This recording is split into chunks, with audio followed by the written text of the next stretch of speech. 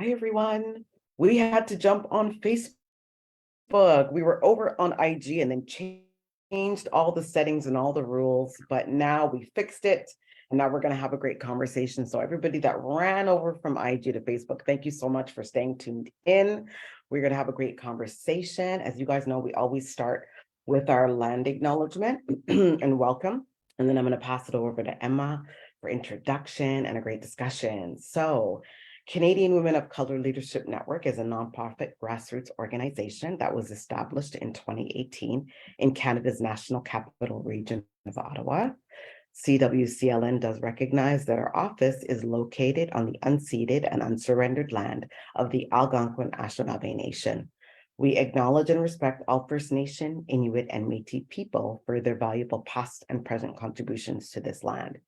We respectfully acknowledge and appreciate our presence on the Algonquin Anishinaabe ancestral lands, and we're grateful to have the opportunity to be present in this territory with you today.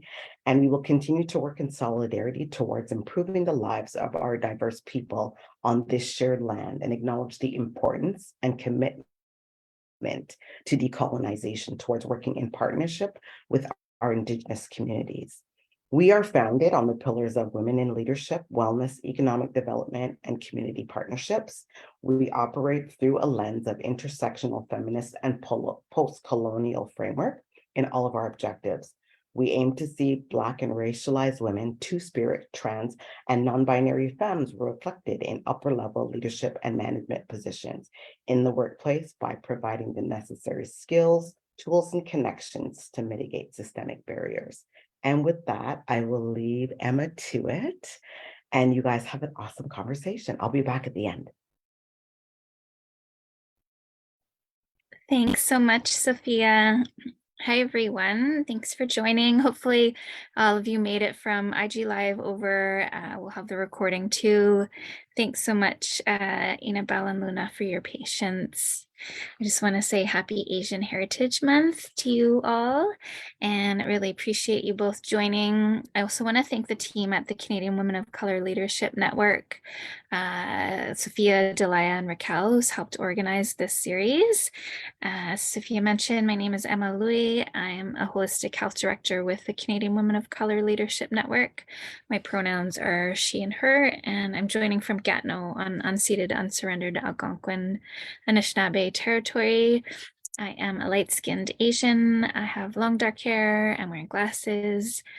I have a picture of the sky and water behind me, and you probably can only see parts of it, but I have pictures of my cats also in the background. So this is our last session of our Burnout and Holistic Health series, and today's talk is called Burnout, Systemic Oppression, and Ancestral Healing. And I'm so excited to have Luna and Inabel be a part of this. This series has been like incredible, like such amazing speakers and so much wisdom and rich conversations shared, and just really happy to have both of you on this one. So our guest speakers are Inabel Weetaipo and Luna Aishin, and they're amazing people, and I'm really excited for you all to get to know them a little bit during this session. I'm going to start with introducing myself a little, and then I'll pass it over to Inabel and Luna to introduce themselves, and then we'll share a little bit about our experiences with burnout, and then I'll just ask them some questions to draw on their wisdom and their knowledge, and then we'll open it up for questions from the audience. So just to start, I'm Toy Sunese. I speak Cantonese, was born and raised in Ottawa, and I live in Gatineau, as I mentioned, both on unceded, unsurrendered Algonquin Anishinaabe territory. I've worked in social justice for more than 13 years, mostly in water justice, and now I'm doing research in healthcare. I'm currently a member of Biblioterre, which is a land-based co-op near Wakefield, not far from here. It's about a half an hour or so from where I am. I also shifted into doing holistic health work a few years ago. So I work in holistic nutrition, biodynamic craniosacral therapy, and theta healing, which focuses on core beliefs. I work a lot with people who are in care work, so frontline workers, activists, people in community work, caregivers, and so forth. And I got into this work seeing a real gap between these two worlds, like activism and wellness or holistic health, and really the need for healing as many of us work in our communities, and then the need to bring in social justice in these health and wellness spaces. A lot of the work has been trying to bring these two worlds together. I work with people to support their health, whether it's like gut issues or pain or anxiety, depression, or other health conditions. And I often like to try and make links to the bigger systems in which we live, whether that's racism, white supremacy, capitalism, colonization, patriarchy, and how these have very real ways of sitting in our bodies. And I also make the connections to intergenerational trauma, what happened in our family lines and to our ancestors, and how that impacts our health as well. I just want to mention a little bit about why I created this series. I know so many people who have burnt out, are burning out, and continue to burn out, doing really incredible work in their communities. And so I wanted to host a series that tied the very real need to address burnout, and then tie it to some of the bigger social justice issues. There's so much that we're facing, especially in these last few years with the pandemic, and then mental health crises, gender-based violence, climate anxiety, ongoing colonization, racism, and so much more. And I wanted to create a series to talk about how do we recover from burnout while continuing to do the important work that we're doing, and how do we reconnect to health and foster hope and joy and regeneration while we're doing this work. So with that, I'm going to pass it to Inabel, and if you can introduce yourself, and then we'll get Luna to do the same.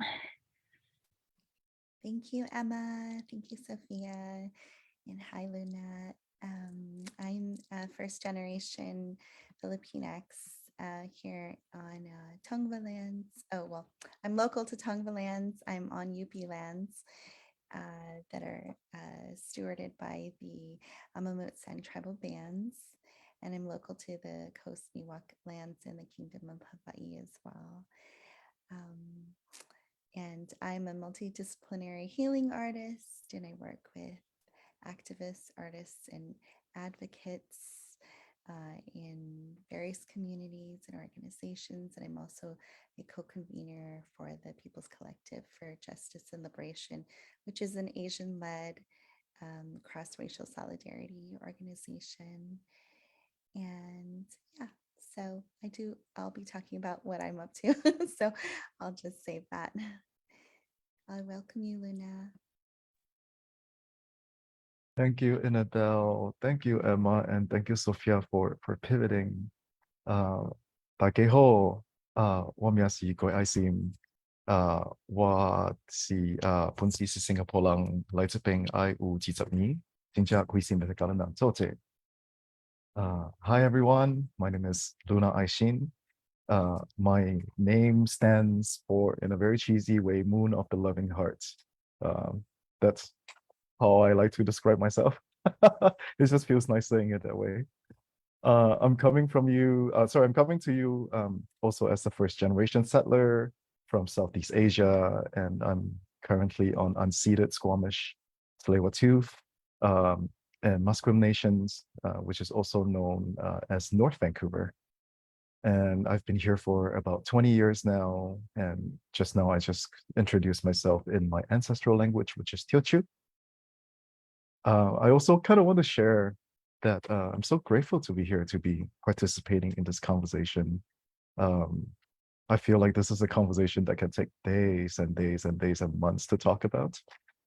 So I'm very happy to be here and to just share some things, reflections of having been here for 20 years and coming from a place where it was previously colonized by the British, also by Portuguese on my grandmother's side, on my dad's side. So that's a lot of the a lot of body stories. I think every time Emma and I talked about this, we talk about the pain and the grief and even the joy that's located in our bodies from these experiences. So I like to say the word 감사합니다 a lot, which means thank you. So I'm going to say in advance 감사합니다 to you for being here. Nice to be in this conversation. Nice to meet you, Annabelle, finally. It's been a while. Thank you so much, Luna. Thank you so much, Inabel. We were supposed to have this conversation in December, but due to illness, we had to postpone it. But I'm so happy it's still happening. So this is wonderful. Thank you both. I just want to take a few minutes to talk about our experiences around burnout, and I'll share mine briefly because I want to hear from you both. But being an activist, we can work really long hours, and because we're so passionate about the work, it's sometimes hard to put it down, and I felt and I feel just like a real urgency in doing like all different kinds of work because of the different crises we see, whether that's climate, whether that's water, whether that's like colonization on the lands in which we live, whether that's racism, like so many things, right? Like the gutting of our public services, and seeing privatization of so many services that are public and community services, and so it's hard balancing that and then rest and then regeneration as well. So I'm so happy to have you two in this conversation because I know that you both have done such incredible work in your communities and continue to. And we talk about this, you know, like how do we take care of ourselves and the people that we love while we're doing this work.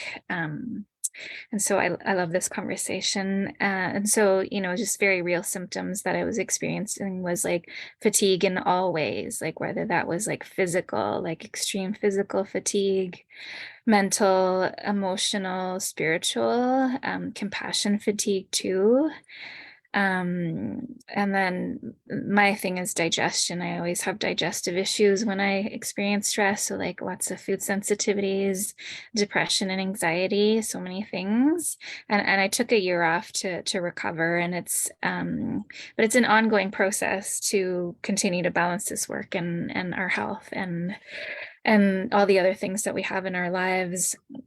And when I took time off, it really gave me time to reflect on like the roots of like burnout.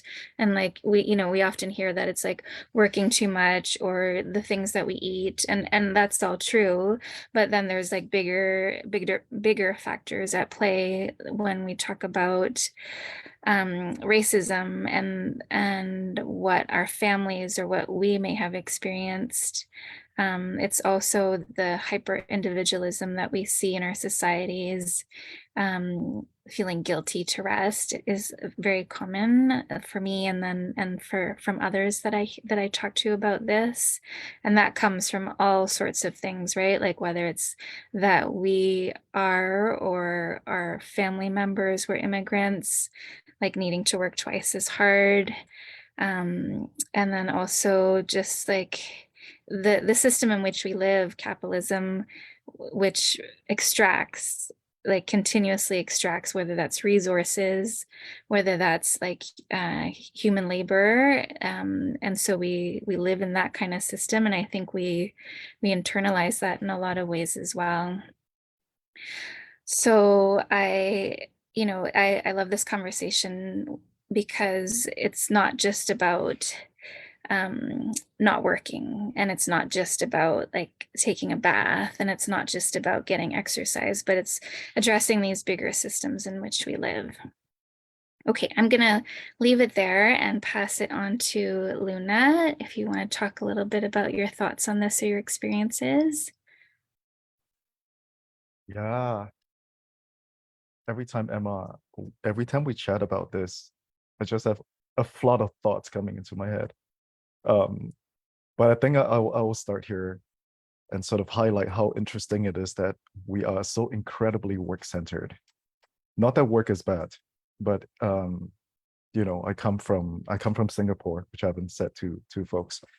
And the culture that I was brought up with, the work culture, my parents work 7 days a week, and I work 6.5 days a week, starting from the age of 8 years old when I will follow them to their work to do work with them.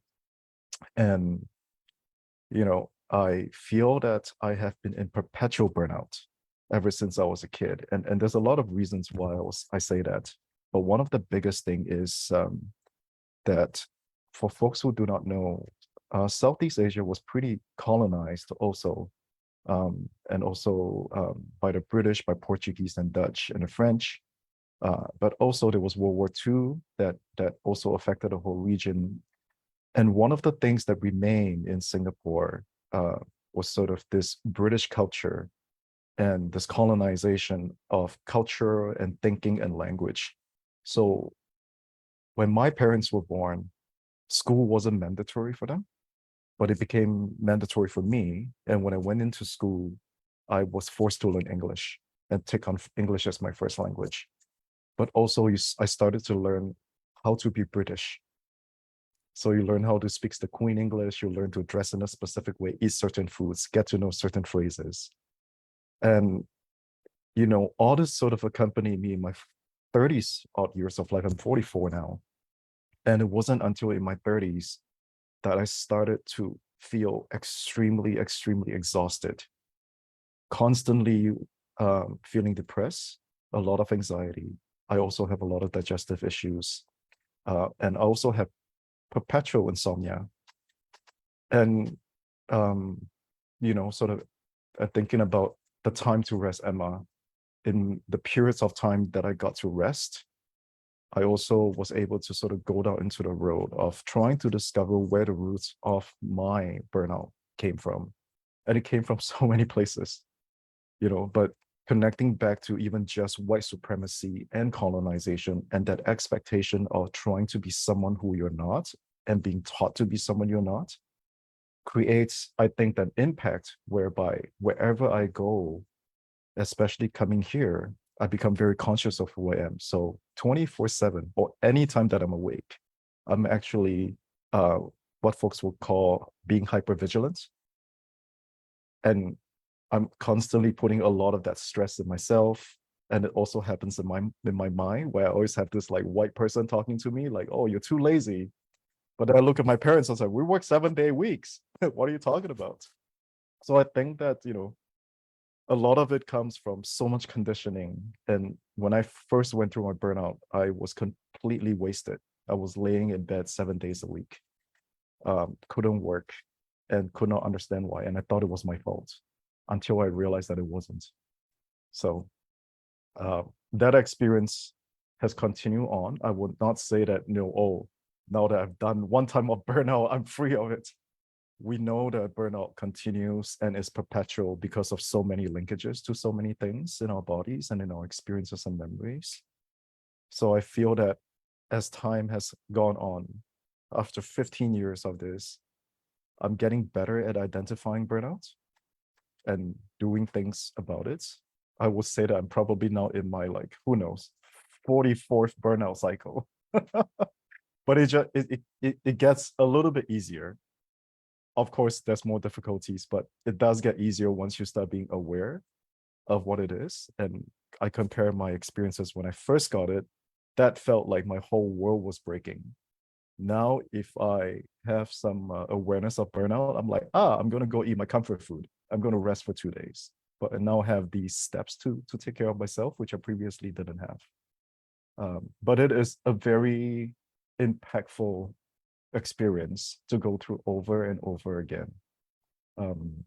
Anyways, I can go on and on, but I'm just going to stop here. Thank you so much for sharing, Luna. It's really moving to hear you talk about it and to make like such bigger links to like colonization in Southeast Asia. And it's really important to bring out because that still sits in our bodies. Yeah. Okay. I'm going to pass it to Inabel. Yes, thank you, Luna and Emma. Yeah, I'm also thinking about the colonization that my family has experienced in the Philippines with the Spanish, and then then World War II with, you know, the Japanese, and I was reading my uncle's biography and how he was navigating um, the Japanese and the Americans being there, and how it was just like, it's like code switching, right, between cultures, and like where do we fit in, how can I survive this moment, and I'm thinking of I wish I read his biography like when I was a child growing up in Tongvalands in Los Angeles, of all people, you know, with Hollywood, not only white voices, but Hollywood white voices, you know, um, telling me that, you know, I wasn't um, enough, right, and now I know that I am, but growing up feeling that I'm not is exhausting, and navigating the the white interpretation of what foods smell okay, and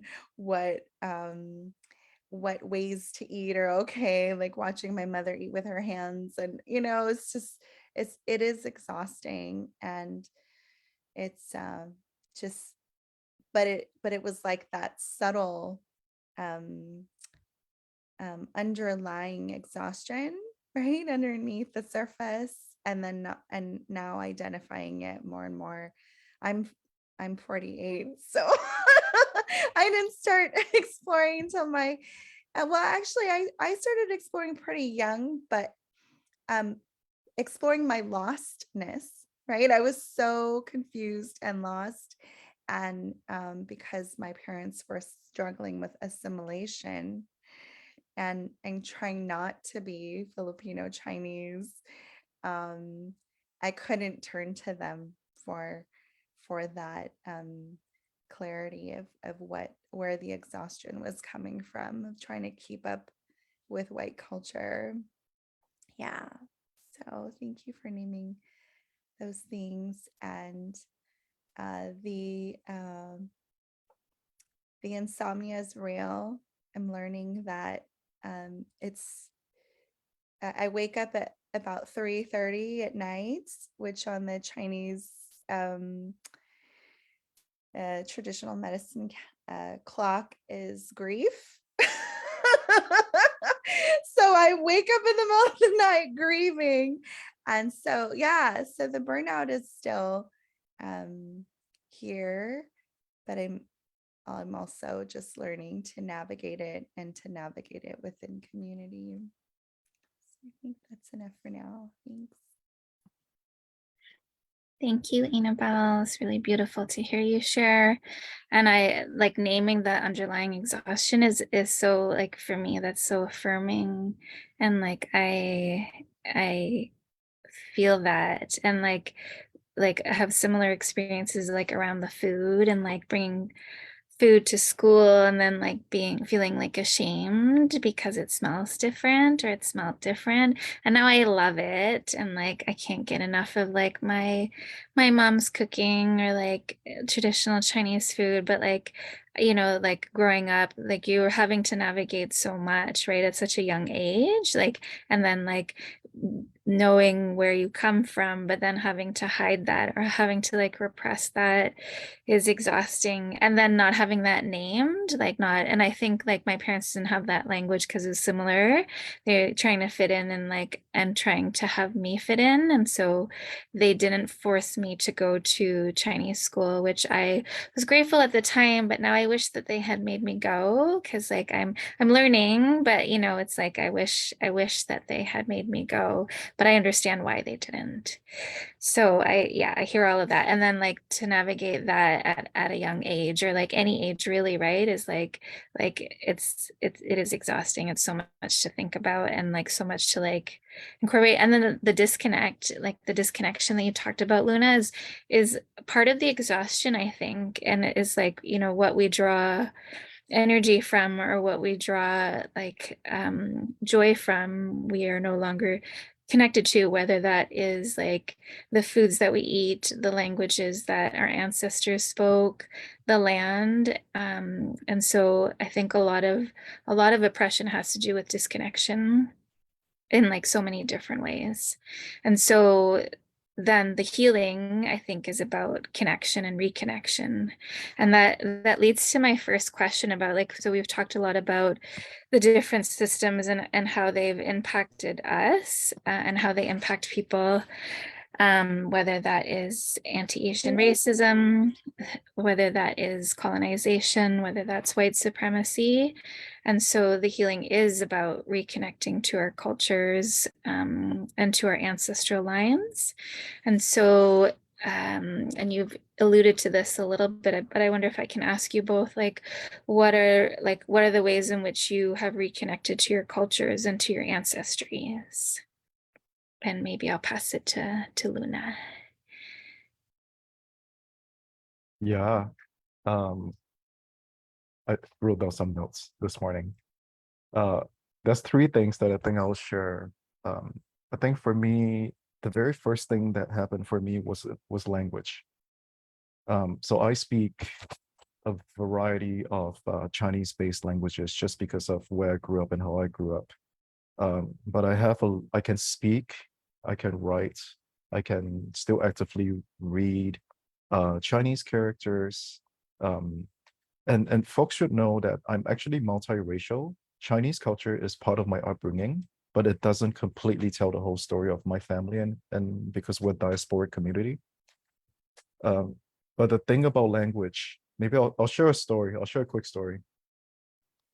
In the depths of my burnout, one of the questions that came up for me, and I think that comes up for a lot of people, is what is happiness? And, you know, my brain is very used to thinking in English after being here for 20 years. When I lived in Singapore, I thought in at least 4 to 5 languages because of our Creole culture.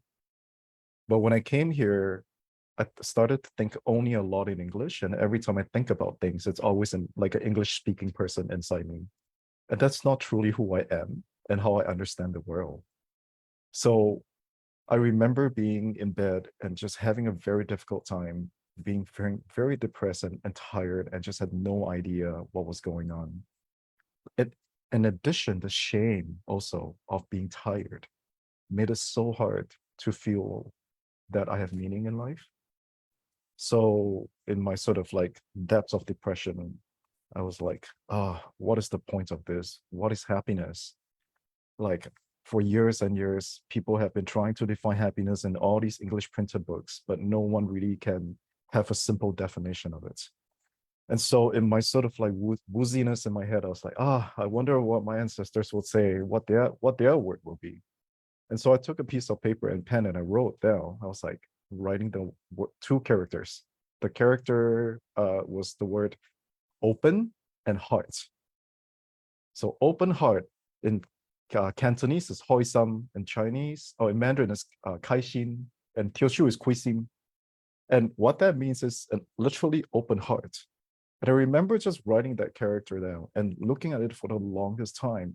And in my head, I just had a very funny reaction, just like, oh, our peoples knew how to like write this word. You want to be happy, you just have an open heart. That is so easy. Why is it so hard in English, where happiness just meant nothing to me? Now, add on to the fun part about it, I'm also a dyslexic, which means that I need images in my head to understand words. So it was very easy for me to understand open heart. And so I started doing this. I'm going to show people.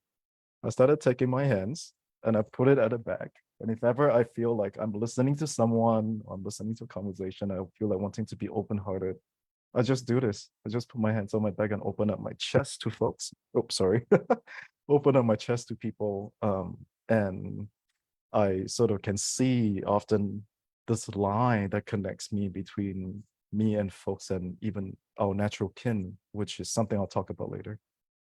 But that moment of understanding that the power of the language that I was born with and taught was able to tell me something that English couldn't. That kick-started off a whole perpetual, never-ending journey of working to decolonize my language, because I've recognized that that language isn't mine. These words are not mine. The words that I was born into has a form, and Chinese characters have a lot of form in the visual world. So a lot of times now I just keep coming back to that, thinking about the words that I use on myself, the words I use on others, and even giving up trying to use English words to talk about things.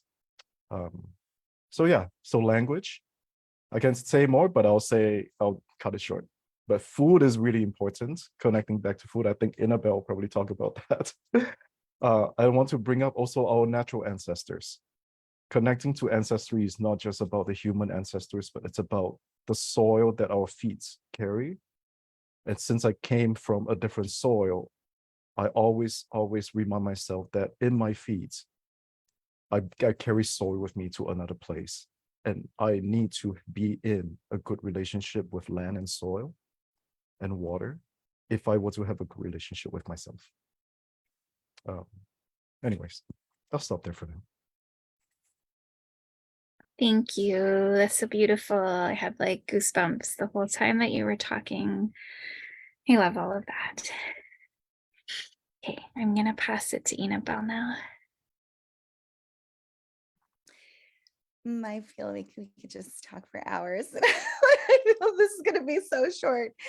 Okay, so yes, I will try to be succinct. For me, I look at my hands, and my hands, my ancestors, told me when I was really young that my hands would be important.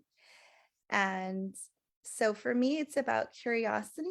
I'll share that with folks, like I was really curious, like why am I getting this message that my hands are going to be important? And so I pushed that curiosity away for a long time. And then when I was really lost, I was like, okay, what is this about? And I tried to do other things, but then I finally listened to this curiosity around body work. And when I finally started to study it, my hands woke up.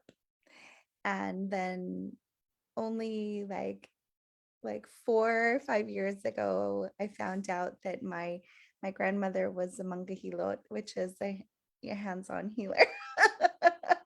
And so she was communicating with me for a very long time about my hands. And her sister was a midwife. And so so I offer that it's so important to follow curiosities. And so through my hands, through my work as a body worker, that led me to my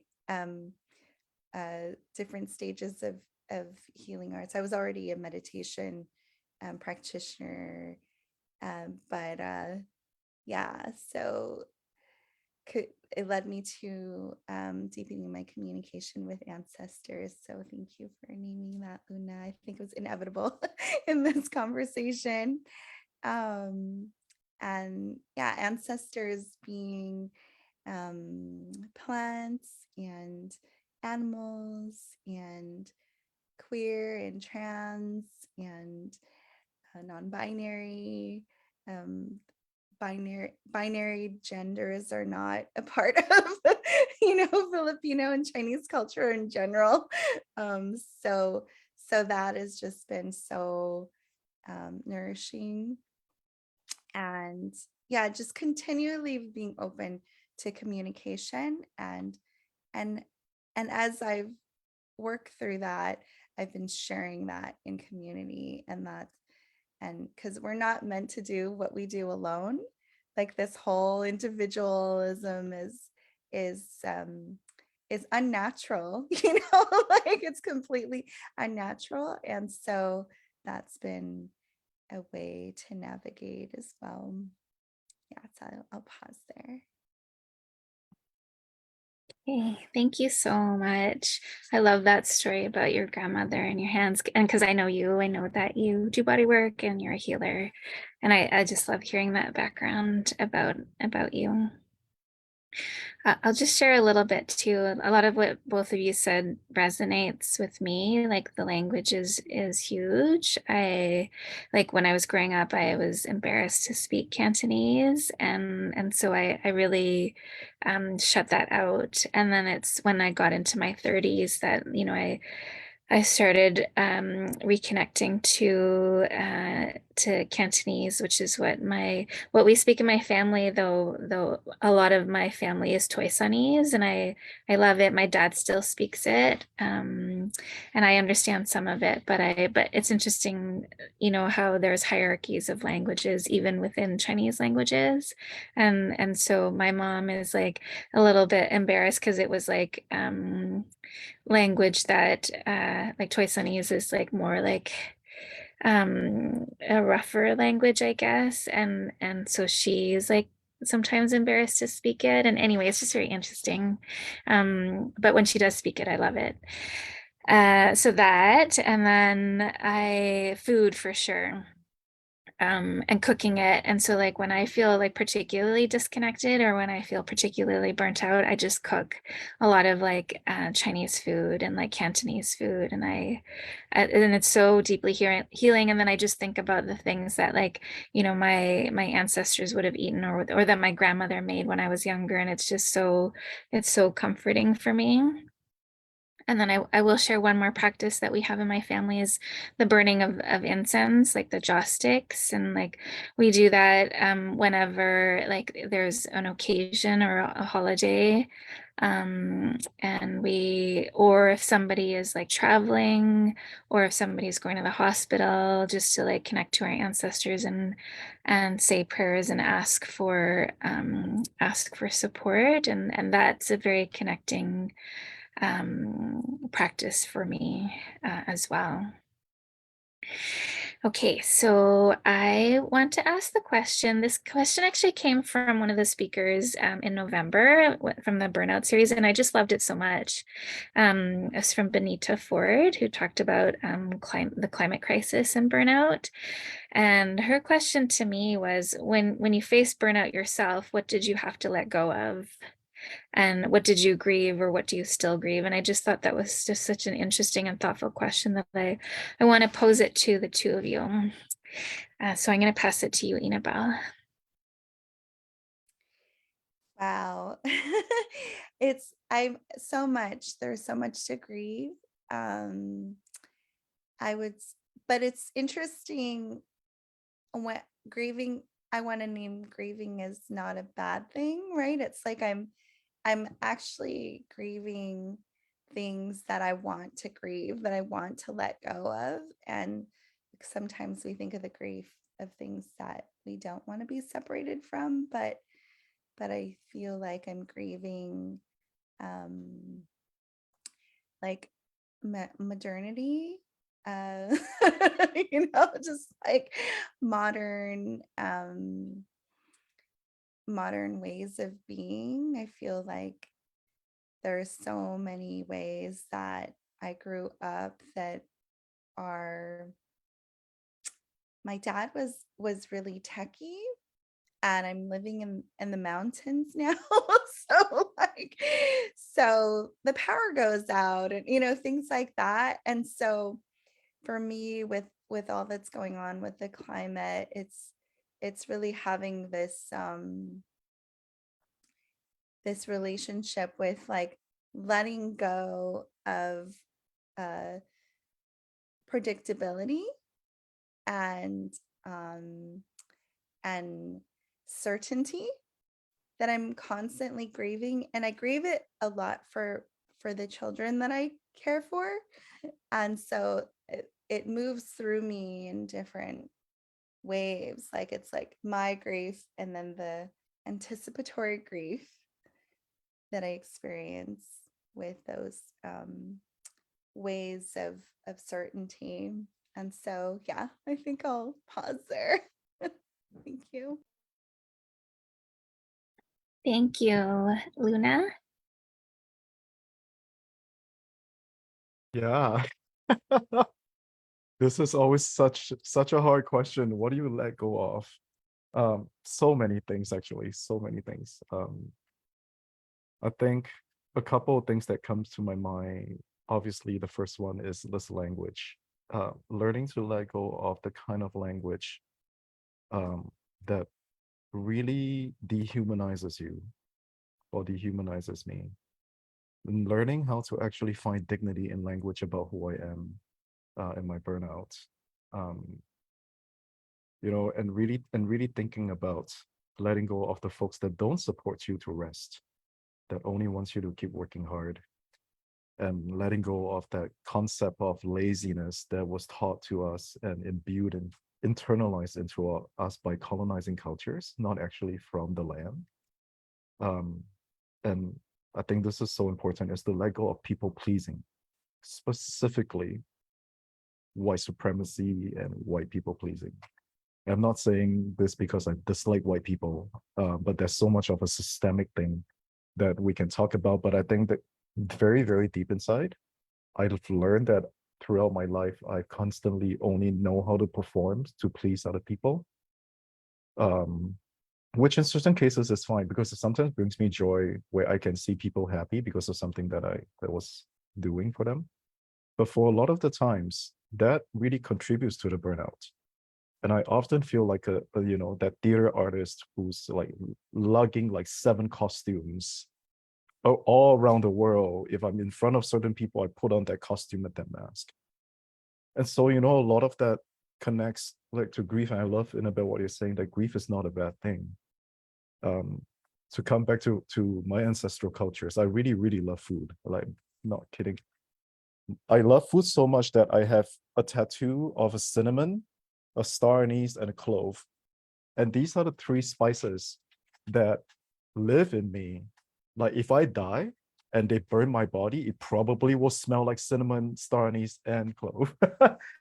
But I feel that one thing about grieving is that I definitely grieve all the experiences that I had of not feeling good about the foods that I had, about these spices, and learning that how colonization happened was because white people wanted spices. Their food was so bland that they had to come to our countries to get spices from us to spice up their food. And Spice Girls, like all this stuff. But I think that is a constant sort of reminder of, like, over the years, the awareness of losing yourself to colonization, the awareness of losing yourself to performances and gaslighting and all these messages about who we are as immigrants and as colored people. I always feel that grief very deep in my stomach, where my digestive issues are. And Annabelle, 3 o'clock a.m. waking up and feeling like the world's gonna collapse and crying, that happens to me so often. And one thing I'll share is that I'm holding on to my tummy now as I'm talking. Gotta protect it. One thing that I'll say that I don't think I've actually like say this to a lot of people before is that a lot of the grief that I have also is carried from my parents. I'm definitely one of those creepy kids when I was 8 years old, where the only time that I felt that I could love my parents and felt that I could be with them was when they were sleeping. And as I kind of reflect on this experience, I'm being reminded that, I grieve that my parents are probably and have been in constant burnout, but they've never allowed themselves to rest. And the only times when I see them rest, I'm gonna maybe cry to talk about this. I remember at 8 years old was watching them sleep. And in my head, I was like, it is so nice that my parents could sleep, because, like, I just witnessed my parents working like 17, like, 10, 12-hour days. And you internalize that stuff and you watch your parents suffer. And the only time you feel solace with them is when they're sleeping. That says a lot, right, about how our parents worked so hard to the point where we couldn't get that heart attention from them. So the only time that we could feel, or I could feel, I know I'm not the only one to say this, but the time that we can feel connected to them is when they are asleep and resting. So when I think of burnout, I always think of like, I don't want to be doing the things that my parents have done, because the cost of showing up is too much. And And I want my parents to be rested, not wait until they're 70 years old and rest, right? Like I want them to rest now. And I want my friends and all my chosen family people to rest now. So we don't have to keep going back to these like instances of witnessing our parents suffer and then we can't say anything about it. And we just internalize that as if it's normal. Anyways, did not expect that. I'll stop there. Thank you. Thank you for sharing, Luna. Thank you for being vulnerable. And I mean, that resonates what you're saying a lot. And I think it will with people who are watching too, is that like we see our parents and like what they went through, and then the environment that was created from that is like was difficult to be in. And I hear you in terms of like, I mean, it's like an astute observation of like you feeling connected only when they're resting and sleeping, and like that, you know, that's really sitting with me in my heart. And I really thank you for what you shared. And then like where we move forward, right? Like in terms of like ourselves, and like, and we have spaces to talk about these things, whereas like my parents don't, and I'm guessing your parents don't either. And so I'm so happy to be like in conversation with you about this. And I like, it's, you know, like it's like rest, like it sounds like it's a simple topic, but it's tied to so much. Like it's tied to so much of our like our histories and our ancestries, and why our ancestors didn't and couldn't rest. And like, and so I think that like, you know, we're a generation where this is like meaningful and important work to work through, like why we're not resting. And then also to teach like future generations about why it's important to rest, and not just rest, but like that it's tied to oppression in so many different ways. And like, and then if we talk about liberation, and if we talk about justice, then it has to include rest. So we are going to have to close, but I do want to ask, like, so sometimes we have, like, I have conversations with Inabel and you too, Luna, about this, but like we can hold both. We can hold grief, and I wake up when I'm having like challenges and like emotional stuff come up. It's also at like 3 a.m. So it's like we're all like awake at like 3 a.m, even though we're in different time zones. Yeah. And like, yes, let's get on a call at that time. But like, you know, I used to think that like I would like grieve all that I could, and then I'd feel joy, and then I, you know, I wouldn't have to grieve anymore. And like in conversation with you both and like other amazing people, like I learned that you can hold both, and it's important to hold both grief and joy. And that can happen. And so I want to ask you just maybe like 1 or 2 lines, like in a time of like so many urgent crises, like how do you cultivate joy in your life? Maybe I'll pass it to you, Inabel, first.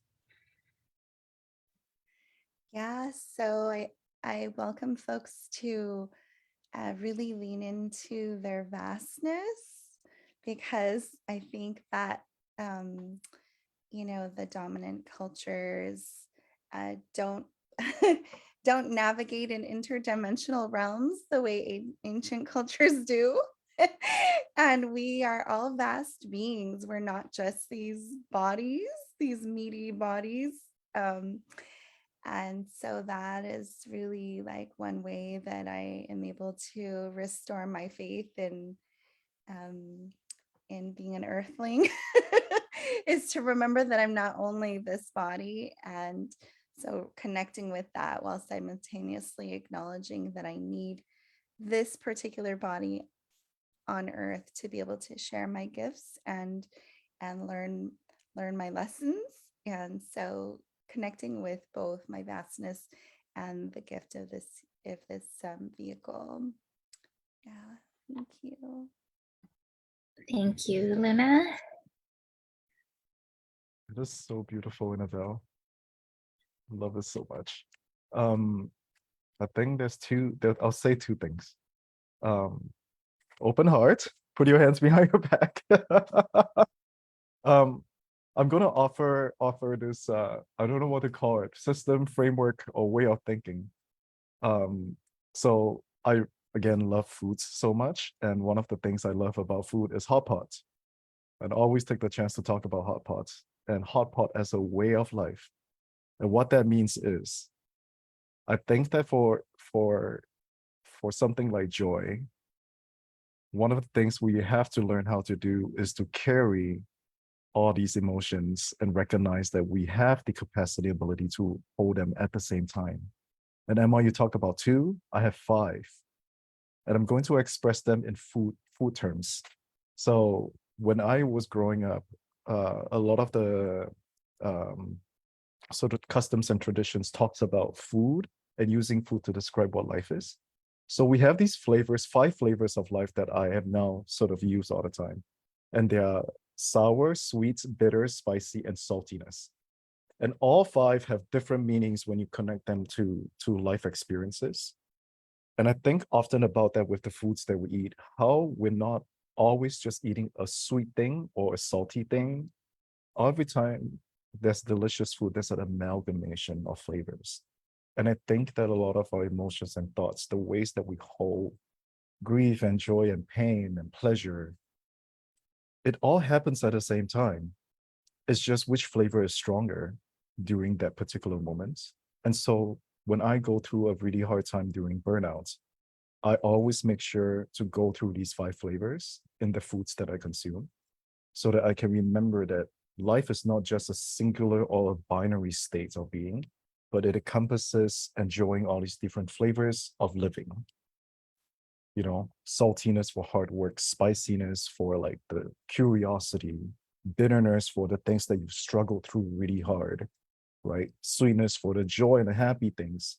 And then sour is like the fermentation, the things that you know very deep inside. These are all things that I carry with me. And together, it create joy because I'm no longer thinking in a colonizing way. Instead, I'm using food to connect. What's not to like about it? So I'll share that and end with that. Thank you. I love that. I love thinking outside the binary, and I love food talk. Food is my love language, so I really appreciate that. Okay, so with that, I just have to express, so I'm having a baby, and like I'm really mindful of like the spaces in which I am in, and how the baby reacts. And like the baby has been like moving so much as you two were talking, like seriously, like more than normal. And so I just have to voice that because like I'm feeling it, and I think that the baby is just really excited and like can feel like the richness and like the love in this space. So I just had to say that. So thank you so much. I knew it was going to be a rich conversation with the two of you, and I have so much love and respect for the both of you and the work that you do. And I want to just give you 10 seconds to share with folks like how they can follow you or how they can connect with you. Luna? Yeah, folks, you can find me. I have a website that's ongoing. So I'll maybe share that in the chat box. It's friendelaluna.com. Okay, awesome. Yeah, we'll make sure it's in the comments in both Facebook and Instagram too. Okay, Annabelle? Yes, I have a link tree that's linktree/healing is giving. And my website is also healing is giving. And then I do wayfinding work at the wayfindingcollective.com. Awesome. And for folks, you can follow me on social media at This Is Emma Louie. And then I will pass it over to Sophia. Thank you both. It was so great to chat with you. What an amazing conversation. Thank all of you. It was really good. I just loved it. I just listened and I sat here quietly and I was like turned off my phone, everything. Thank you so much for bringing this to our platform. And anytime you guys want to come on back and have great conversations like this, please do. The platform's open to do that. We are so excited. Here as aunties for baby coming.